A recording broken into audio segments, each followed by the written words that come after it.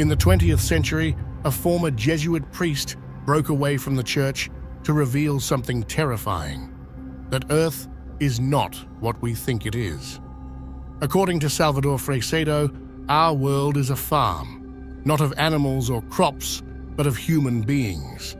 A system built to extract emotional and spiritual energy, controlled by non-human intelligences that have always remained in the shadows.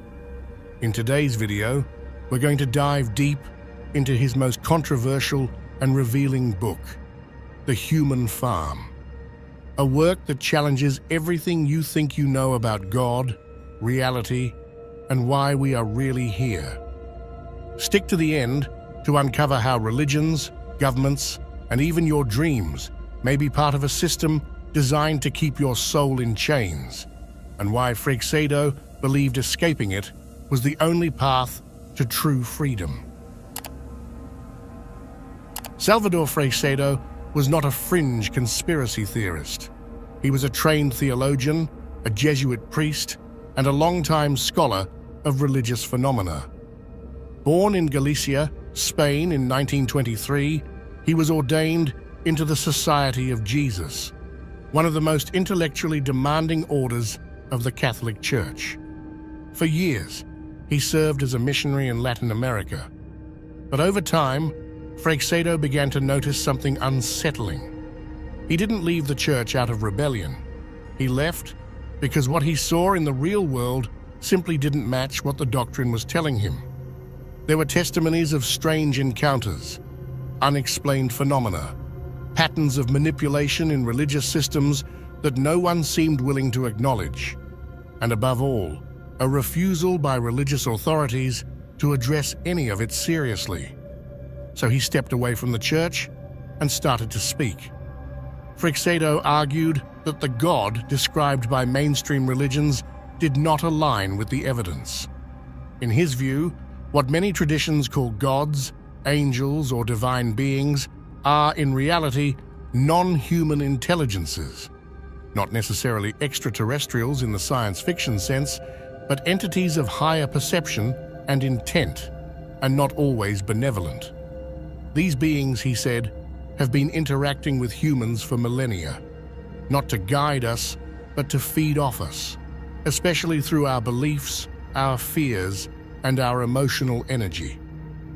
Throughout the 1970s and 1980s, he published dozens of books that challenged religious and scientific orthodoxy.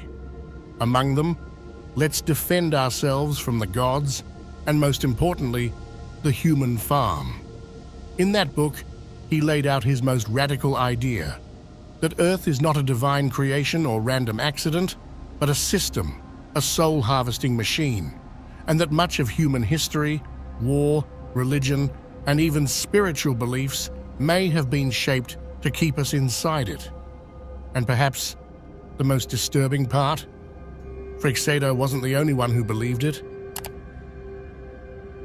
To call Earth a human farm is not poetic exaggeration. For Salvador Freixedo, it was a literal diagnosis, not born of fantasy, but of decades spent studying theology, mysticism, ufology, and ancient belief systems. He argued that the signs have always been there, scattered across myth and history. We simply never dared to assemble them. In this paradigm, life is not divine orchestration or evolutionary chance. It is the operation of a closed system designed not to nurture the soul, but to extract from it. Freixedo called this extraction biopsychic yield, emotional energy in its most intense forms. Love, terror, grief, awe, not side effects of consciousness, but the crop. The elegance of the system lies in its invisibility. Like farmers domesticating animals, these forces, non-human in origin, domesticate consciousness. But instead of fences, humans are given beliefs, trauma, and the illusion of freedom. An illusion so convincing, most become complicit in their own containment. We kill for gods we never question, suffer in inherited roles we never chose, and replay traumas like sacred scripts, All of it, the confusion, the ecstasy, the heartbreak, feeds something. According to Freixedo, not divine beings, but energetic predators, indifferent to morals, indifferent to meaning, interested only in charge. Here, suffering is not accidental, it is systemic, and even joy or spiritual love may serve as bait, highs that lead to crashes, ensuring constant emotional movement. Energy flows not toward enlightenment, but into an unseen layer of reality just outside our perceptual reach. Freixedo believed this system spans dimensions, embedding itself into the architecture of thought itself. That's why the most radical truths are dismissed as madness, while civilizations worship stories crafted by their harvesters. The system doesn't need secrecy, only distraction. Because if you truly knew, if you saw your deepest pain, faith, and joy as raw material in an invisible economy, you might stop producing. And that's the real danger. Freixedo never offered a cure, only a warning. Unless we become conscious of how this system feeds and learn to regulate the frequency of our emotional states, we remain what we've always been. Not souls seeking truth, but livestock mistaking the cage for the sky. But if Earth is a farm, then we must ask, who are the farmers? Who built this system of extraction, and what do they want from us? According to Freixedo, the answer is neither comforting nor fully comprehensible. These are not gods in any traditional sense, nor demons as imagined by religious iconography. They are what he called non-human intelligences, entities that exist beyond the electromagnetic spectrum of ordinary human perception, beings that have mastered manipulation without detection and who understand human psychology and emotion with far more precision than we do ourselves. They are not bound by physicality, though they can manifest it.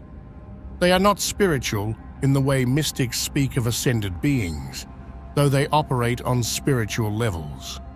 They are, in Freixedo's view, something far more disturbing.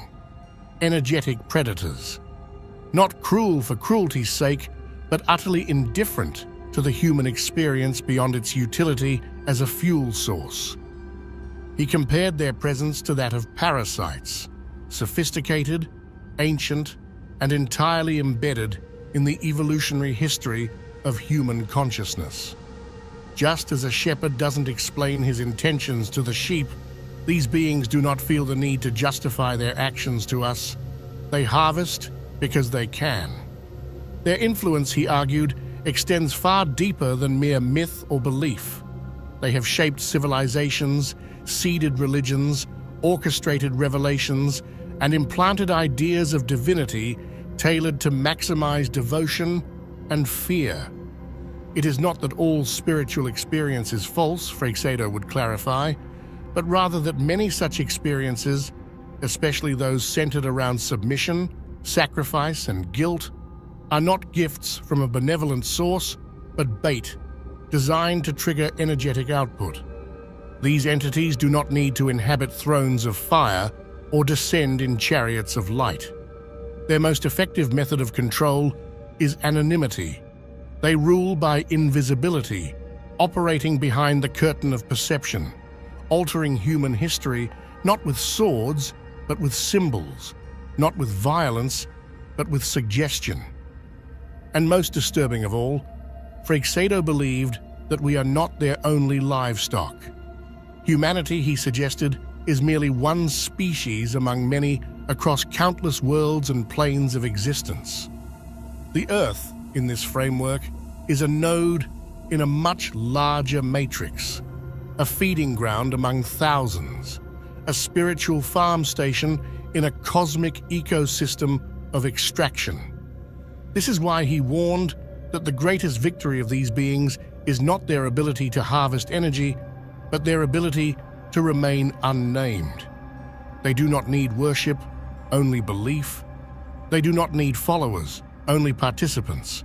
and they do not need to enslave us, because we enslave ourselves the moment we mistake the voice of the predator for the voice of God. If the human farm exists to extract energy, then it must have a mechanism to keep its resources from escaping. And that mechanism, according to Freixedo, is belief. Religions, he argued, are not the path to liberation. They are the walls of the enclosure. Across history, from Mesopotamia to modern Christianity, from the sacred texts of the East to the liturgies of the West, we find a shared structure: submission to invisible beings, fear of punishment, hope of reward, and a deep psychological bond to guilt, suffering, and obedience. These are not accidental similarities. Freixedo saw them as design, a psychological matrix carefully curated to keep the soul tethered. The gods of religion, in his words, are often the very entities that feed, disguising themselves as saviors, demanding loyalty, rituals, sacrifice, and emotional surrender. And what better way to keep a soul producing energy than to promise it peace while delivering endless struggle? He warned that the idea of salvation, when filtered through hierarchical institutions, becomes a tool of spiritual taxation. We pay in worship, in confession, in war, in silence, believing we're climbing toward the light while we're being drained from the shadows. But for those who begin to see through this layer, who reject the dogma or escape organized belief, there is still one final trick waiting: reincarnation. Rebirth, as celebrated by countless spiritual traditions, is often portrayed as a gift, a second chance, a step in the great wheel of karmic evolution. But Freixedo offered a chilling inversion of that narrative. What if reincarnation is not an opportunity, but a reset button? What if the soul, confused and weakened by trauma, guilt, or unfulfilled desire, is recycled back into the system, memory wiped, emotions raw, ready to be harvested once again? He believed that many souls don't reincarnate by choice, but by energetic gravity, pulled back into the material realm through unresolved emotion, karmic manipulation, or external interference. And the system, he said, ensures this by surrounding death with fear, confusion, and false light. Some near-death accounts describe tunnels, guides, beings of light. But Freixedo asked, how do you know who they really are? If an entity has manipulated your life, fed on your faith, whispered in your dreams, wouldn't it also control the moment of your death? In this view, the cycle of death and rebirth is not a divine law, but a containment protocol.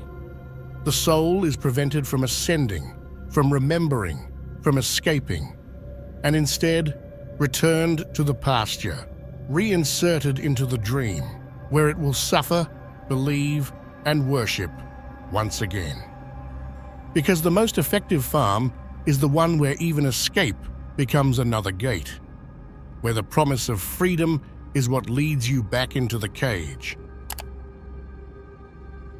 If this world truly operates as a harvesting system, then the natural question becomes, how does one escape it? The answer, however, is far from simple. This isn't a system you can flee from by walking away or rebelling against it with force. Its mechanisms are not chains or walls. They are beliefs, emotions, memories, dreams. It wraps itself around perception, embedding its control deep within the very fabric of what we call reality. Liberation, then, begins not with action, but with awareness. The first and most essential step is to stop believing. Not in a nihilistic sense, but in the radical, lucid rejection of externally imposed narratives. Blind belief, especially belief rooted in fear and hope, is the tether. Doctrines, dogmas, rituals, savior figures, all become energetic contracts. Each act of devotion, each burst of fear, each guilt-driven prayer is a form of consent. A current of emotional energy offered to a system designed to absorb it. So to break free, one must withdraw that consent. That means no longer feeding the story, not the one told by religion, not the one told by politics, nor the one whispered by false spiritual systems that promise light in exchange for surrender. Detachment is the beginning of escape. But this system is clever. It does not punish rebellion. It harvests it. Anger, despair, even defiant pride are still reactions, and reaction is energy. The only stance that eludes its grasp is neutral lucidity, a conscious stillness that resists provocation. True escape, then, is not heroic. It is silent. According to Freixedo, the ultimate trap lies not in life, but in what comes after it. At the moment of death, most souls are confused, emotionally disoriented, vulnerable. That's when familiar shapes appear, ancestors, divine guides, radiant beings, inviting them into the light, encouraging them to return, to try again. But what if those figures are part of the same system? What if that light is a lure? He suggested that the soul must retain awareness in that critical moment. It must question everything, even what appears loving. It must remember that it has a choice, that going toward the light is not the only option. Few manage to maintain this level of consciousness. Fewer still escape the pull of emotional attachment in death. But those who do, he believed, are not recycled. They slip through the gaps, beyond the reach of the harvesters. Not into heaven, not into some promised paradise, but into something older, quieter, and free from interference. Not ascension, not reward, just stillness, sovereignty.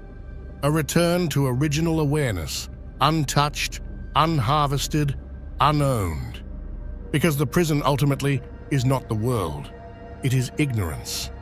And the only real escape is lucid remembrance, not of who you were within the system, but of who you were before it existed. Perhaps the most terrifying truth is not that we are being harvested, but that we never questioned it. We are born into stories, stories about gods and heavens, about light and justice, about suffering having meaning. We cling to these stories not because they free us, but because they comfort us, because the alternative is unthinkable. That much of what we love, worship, and fear was designed to keep us obedient. We pray to names we didn't choose. We accept suffering as holy.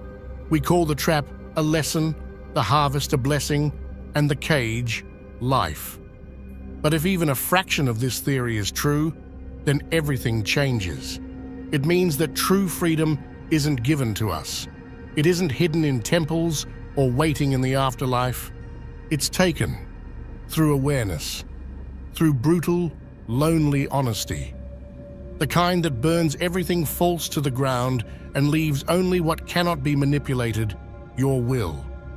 Maybe that's why most people will never escape, because escape means seeing clearly.